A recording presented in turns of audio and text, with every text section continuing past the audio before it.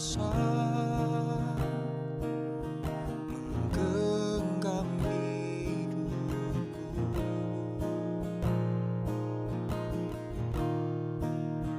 walau ku berjalan di lembah yang gelap. Tenang jiwaku, sebab kau besertaku.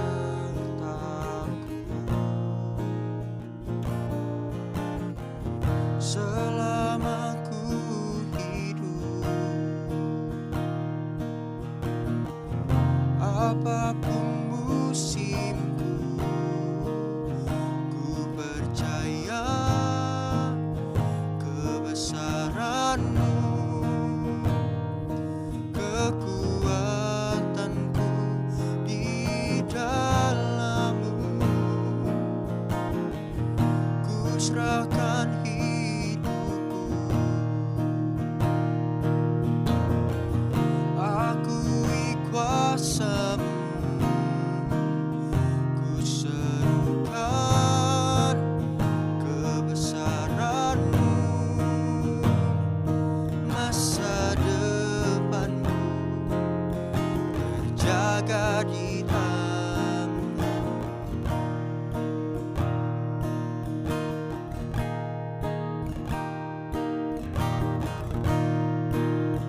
Walau ku berjalan di lembah yang gelap, tenang jiwaku, sebab kau besertaku.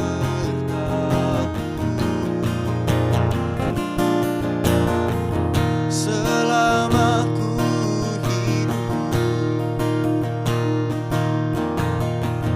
apapun musimku,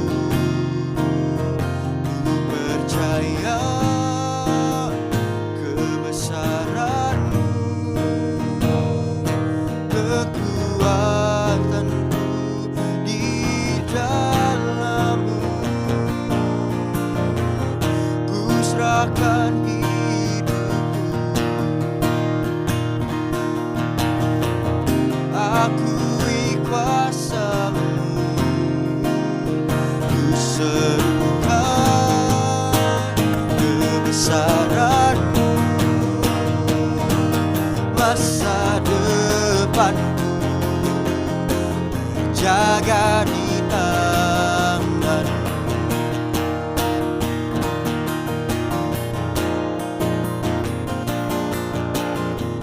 Selama ku hidup,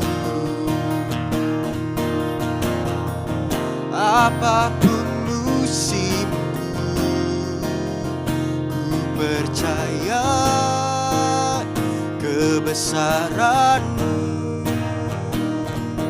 kekuatanku di dalam-Mu. Ku serahkan hidupku, akui kuasa-Mu, ku serukan kebesaran-Mu. Masa depanku terjaga di tangan-Mu. Oh,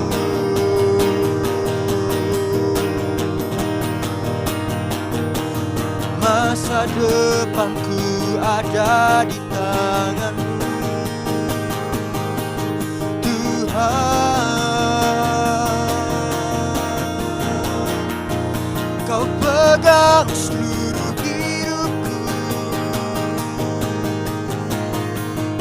Kau tuntun setiap langkahku, sebab Kaulah gembalaku, sebab Kaulah perisaiku. kekuatanku, penolongku, penghiburku, pelindungku, segalanya bagiku.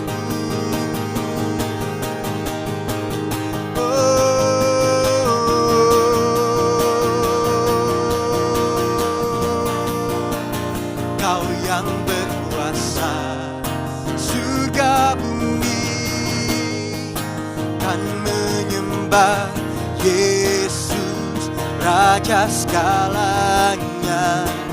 Kau yang berdaulat surga bumi, kan menyembah Yesus Raja selamanya.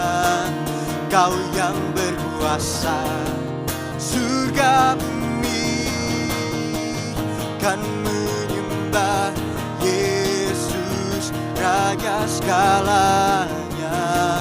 Kau yang berdaulat surga bumi, kan menyembah Yesus Raja selamanya.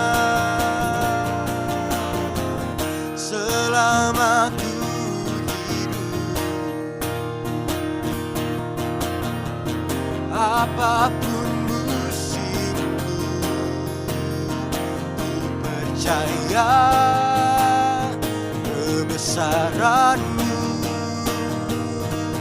kekuatanku di dalam-Mu.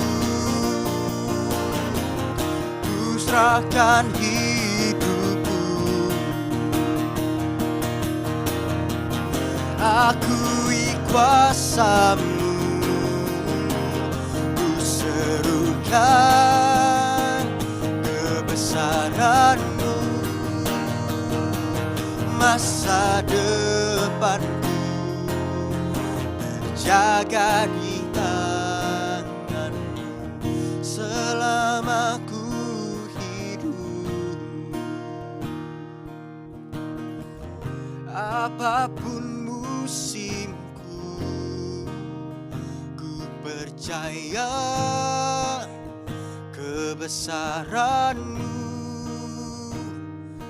kekuatanku di dalam-Mu. Ku serahkan hidupku, akui kuasa-Mu, ku serukan kebesaran-Mu. Masa depanku terjaga di tangan-Mu. Ku serukan kebesaran-Mu. Masa depanku terjaga di tangan-Mu.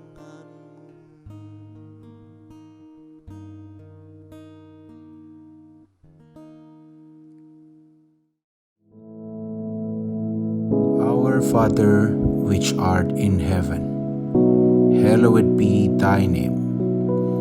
Thy kingdom come, thy will be done in earth as it is in heaven. Give us this day our daily bread, and forgive us our debts, as we forgive our debtors.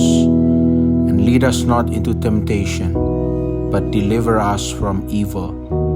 For thine is the kingdom, and the power, and the glory, forever. Amen.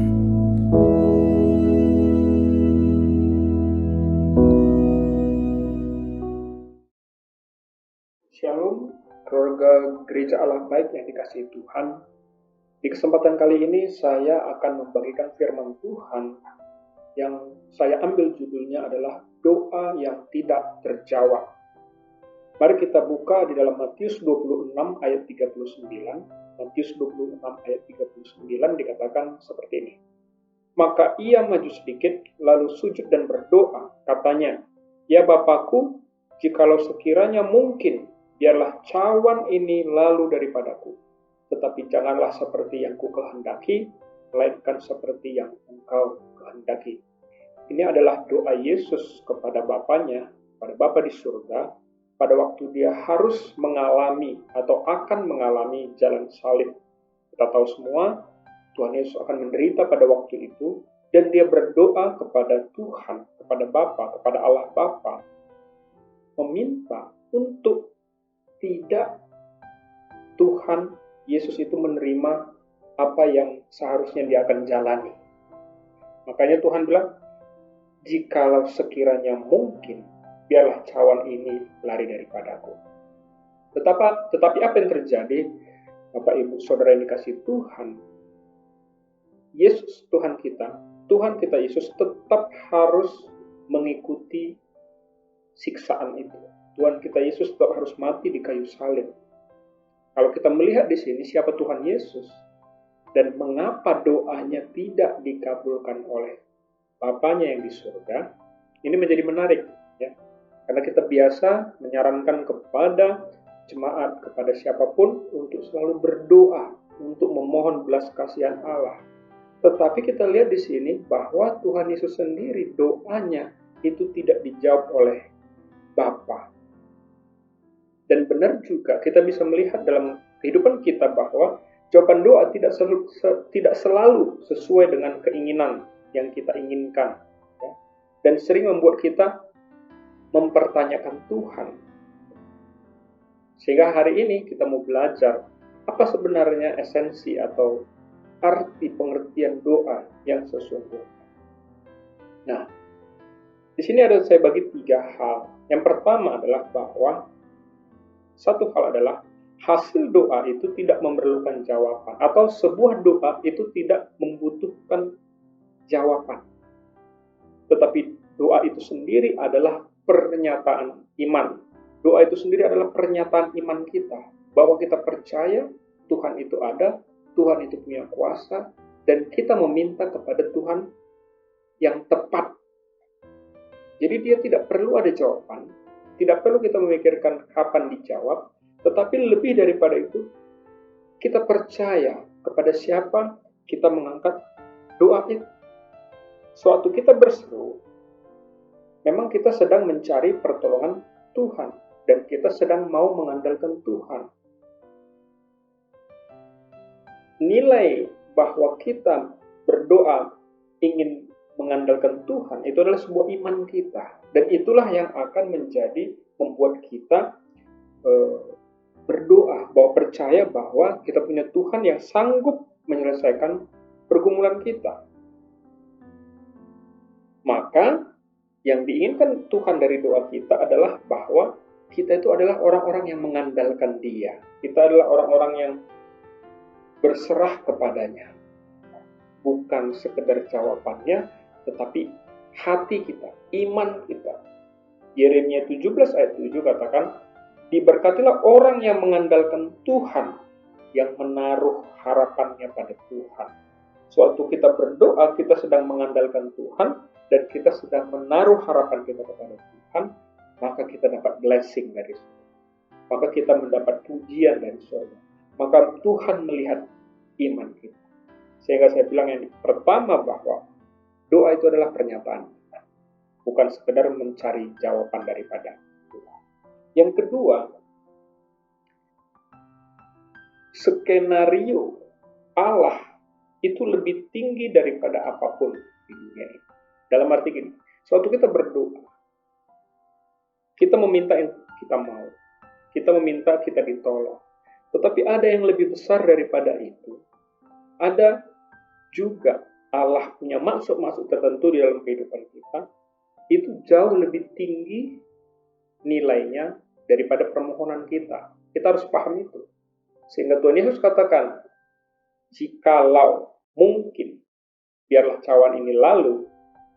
Tetapi Tuhan Yesus tidak batasi. Dia katakan gini, "Tetapi janganlah seperti yang kukehendaki," kata Yesus, "tapi seperti yang Engkau kehendaki." Artinya, skenario Allah di dalam kehidupan kita itu lebih tinggi nilainya daripada sekedar apa yang kita minta. Maka sering kita lihat kadang-kadang seorang pendosa, seorang yang jauh dari Tuhan, begitu dia doa, itu Tuhan kasih jawaban. Kenapa?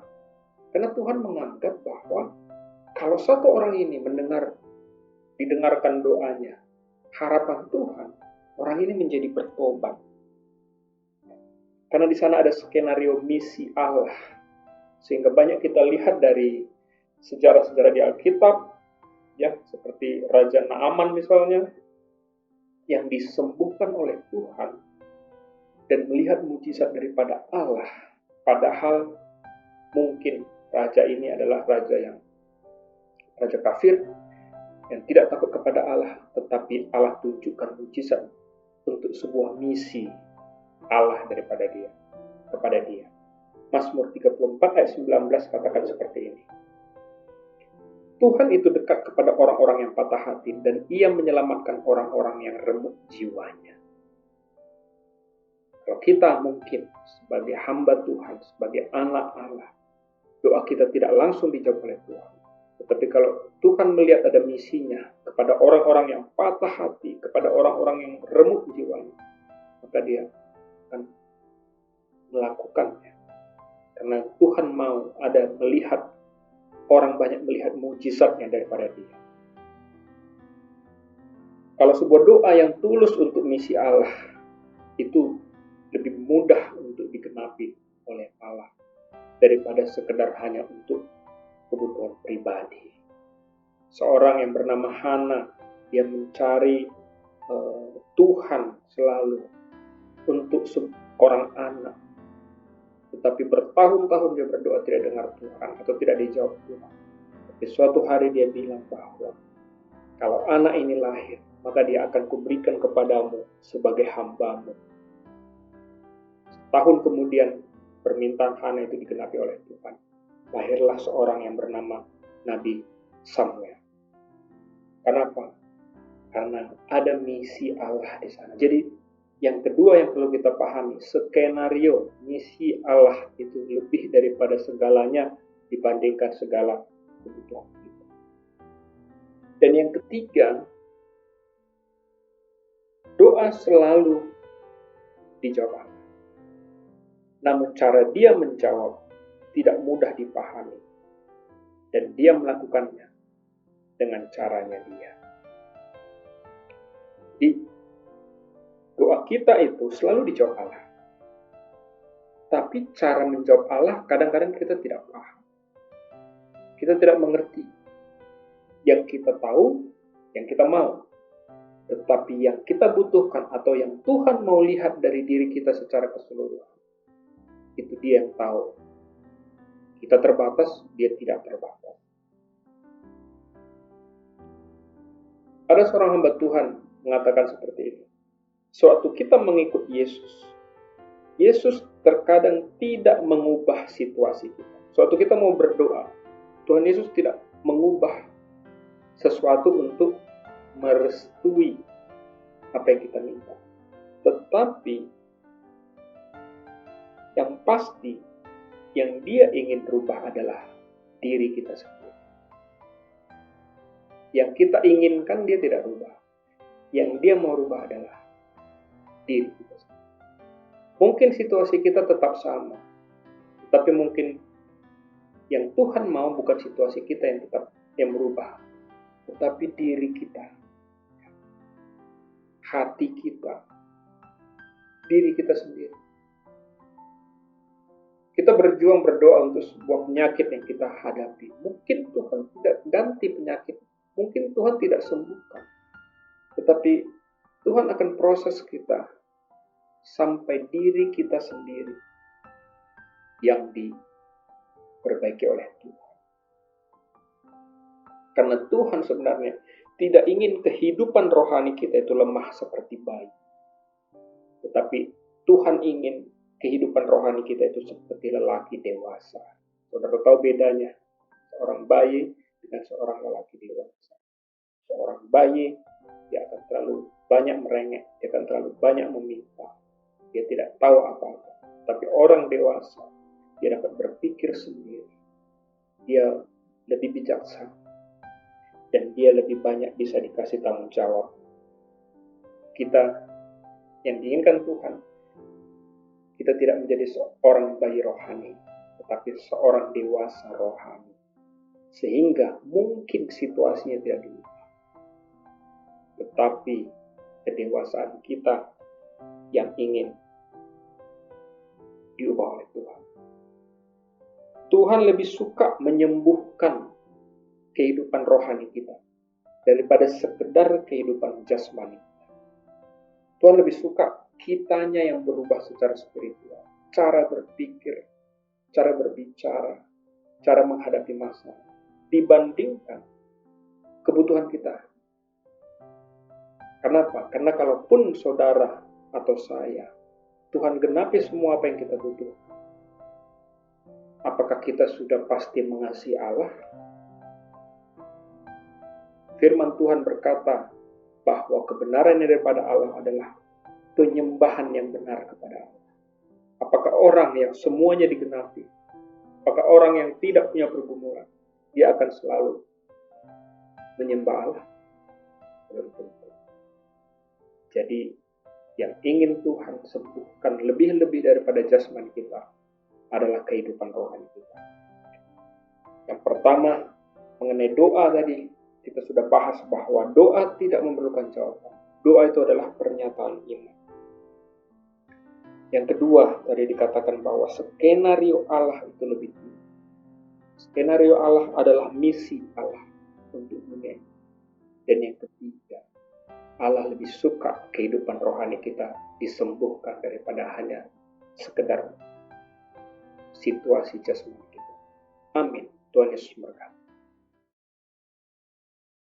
Puji nama Tuhan. Di dalam nama Tuhan Yesus Kristus, Tuhan memberkati setiap saudara yang mengikuti live streaming ini. Sepanjang hari ini Tuhan berikan kesehatan, kelimpahan, damai sejahtera dan sukacita dalam nama Yesus Kristus. Amin.